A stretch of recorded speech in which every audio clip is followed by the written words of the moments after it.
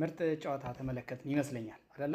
አርሰናል ከቼልሲ በሊግ ካፕ ወይም ደግሞ በካራባው ካፕ የግማሽ ፍጻሜ ጨዋታ ለፍጻሜ ለማለፍ የሚያደርጉት ትንቅንቅ የመጀመሪያውን ጨዋታ ተመልክተናል። የመልስ ጨዋታ በኤሚሬትስ የሚጠበቅ ነው የሚሆነው።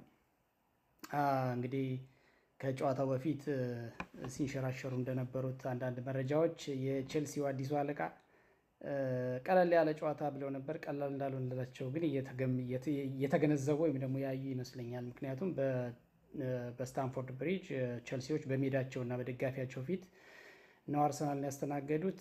አርሰናሎች በሚገባቸው ልክ ተንቀሳቅሰው አሸንፈዋል ብዬ አስባለሁኝ። ምናልባት ይሄ ሁለት ጎል ማስቆጠራቸው ቼልሲዎች እንደ ትልቅ ነገር የወሰዱት ይመስለኛል። ሁለቱም ጎሎች በተቆጠሩበት ጊዜያት ያሳዩት ደስታና ፈንጠዝያ ከጨዋታውም በኋላ ከደጋፊዎች ጋር ያደረጉት ተጫዋች ሪያክሽንም እንደዛው ነው። ልክ አሸንፈው የወጡ ነው የሚመስለው። ያው ሴሌብሬሽኑ ምኑ እንደዛ ነው የሚመስለው። በእርግጥ የመልስ ጨዋታ ነው፣ የአንድ ጎል ዲፈረንስ ነው። ያን ያህል ከባድና ሊቀለበስ የማይችል አይደለም። ግን ማንን ነው ደግሞ የሚገጥሙት? እዛው አርሰናል ነው፣ ሌላ ቲም አይደለም። አርሰናል ደግሞ በጣም ያህል ከባድ ቲም እንደሆነ ከጨዋታው በኋላ አሰልጣኙም የተረዱ ይመስለኛል። ሌላው የቼልሲ ስፖርት ክለብ ማህበረሰብ አባላት ግን ያውቃሉ ብዬ አስባለሁ። ለማንኛውም አጠቃላይ የጨዋታው እንቅስቃሴ በጣም ምርጥ ነበረ። እንደ ቁጭ ብዬ ነው ያየሁት ጨዋታውን። በጣም ደስ የሚል ነበረ። ከጨዋታውን በፊትም ከነበረው አንዳንድ ሁኔታዎች አንጻር ጨዋታውን በጉጉት እንዲጠብቀው አድርጎ የነበረ እንግዲህ በአርሰናል በኩል ያው ጥሩ እንቅስቃሴ ነው። የተወሰኑ ቅያሬ ላይ የነበሩ ነገሮች ጥሩ ናቸው ብዬ አስባለሁኝ። በአጠቃላይ በዚህ የጨዋታ እንቅስቃሴ ያው ለፍጻሜ ለማለፍ ለዋንጫ ሽሚያ ለማለፍ እንደመሆኑ መጠን እንደ ከዚህ ቀደሙ ምናልባትም በሁለተኛ ቡድን ሙሉ በሙሉ በቤንች የሚደረግ አይነት ጨዋታ እንደማይሆን ግልጽ ነው። ምክንያቱም የካራባኦ ካፕ ጨዋታዎች፣ የኤፍኤ ካፕ ጨዋታዎች፣ ሌሎችም አነስ አነስ ያሉ ናቸው ተብለው ግምት የሚሰጣቸው ውድድሮች ላይ ለቤንች እና ኦቨር ቤንች ለሌሎች ለተቀያሪዎች እድል የሚሰጥበት ለታዳጊዎችን ጨምሮ ማለት ነው እድል የሚሰጥበት መድረክ እንደሆነ ይታወቃል። ግን ወደ ፍጻሜ ወደ ግማሽ ፍጻሜ ሲመጣ ግን ያው ወደ ዋናው ቡድን ትኩረት መደረጉ አይቀርም። ግን ስቲል አርሰናል ያው በሁለተኛ በረኛው ነው ዛሬ ያሰለፈው። ምናልባትም በእርግጥ ከባድ ኳሶች ናቸው የገቡት። ዴቪድ ራያም ቢሆን ያድናቸው ነበረ። እነዚህ ሁለት ጎሎች እሱ ሌላ ጥያቄ ነው፣ እንደገና ሌላ የመከራከሪያ ሀሳብ ነው። ዞሮ ዞሮ ግን በረኛ ወይም ደግሞ ግብ ጠባቂ አሁንም አርሰናል በሁለተኛ ግብ ጠባቂው ነው እስካሁን ድረስ እየተጫወተ ያለው። በቀጣይ በኤሚሬትስ ጨዋታም ኬፓን ይጠቀማል ወይስ ራያን የሚለው ሌላ እንግዲህ ከወዲሁ መገመት ወይም ደግሞ እርግጠኛ መሆን አይቻልም።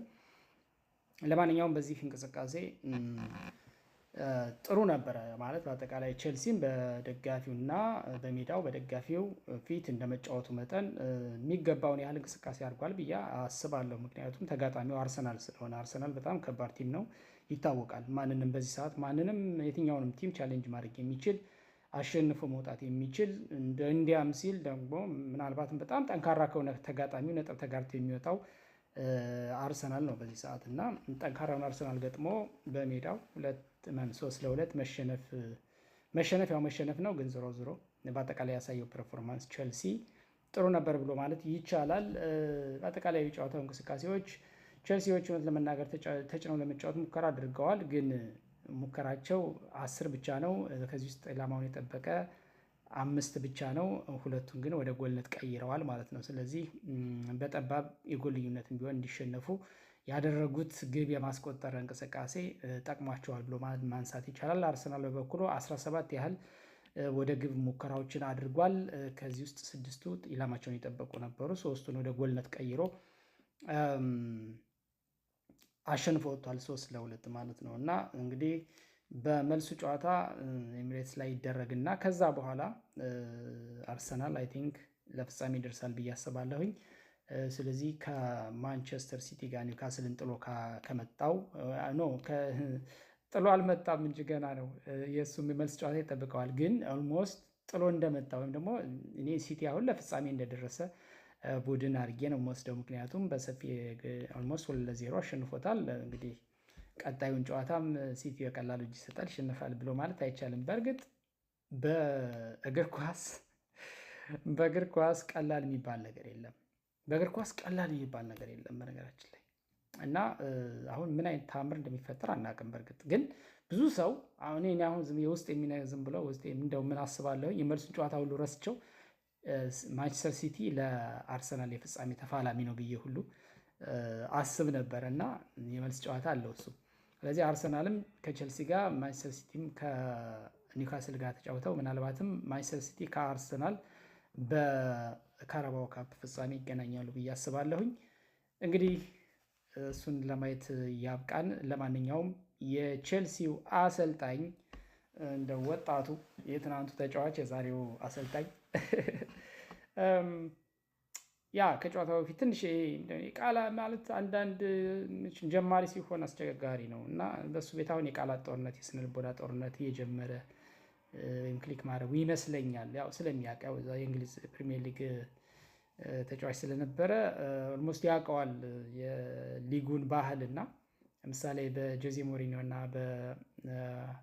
በአርሰን ቬንገር መካከል የነበረውን በፈርጉሰን እና በቬንገር መካከል የነበረውን ሌሎቹም አሰልጣኞች በየዘመናቱ የተቀያየሩ በሊጉ በቼልሲ ቤት፣ በአርሰናል ቤት፣ በማንቸስተር ዩናይትድ ቤት፣ በሊቨርፑል ቤት፣ በሌሎቹም ሊቨርፑል እንኳን በተለይ ቤኒቴዝ በነበረበት ዘመን ቤኒቴዝ ብዙም እንትን አይደለም ያን ያህል ግልፍተኛ ሰው አልነበረም እና ግን ሌሎቹ ብዙ አይነት ድራማዎች ነበሩ እና ሞር ጨዋታውም ተጠባቂ የሚያደርገው የአሰልጣኞች ከጨዋታው በፊት የሚያደርጉት ይሄ ቃላት ጦርነት አለ እና ደጋፊውንም ያነሳሳል፣ ጨዋታውን እንዲጠብቁት ያደርጋል። ከላ ያሸንፋል እንደዚህ ምናምን ነገሮች በጣም እንዲጦዙ ያደርጋል ከጨዋታው በፊት እና አይ ቲንክ ይሄም አሰልጣኝ እሱን እየጀመረ ይመስለኛል።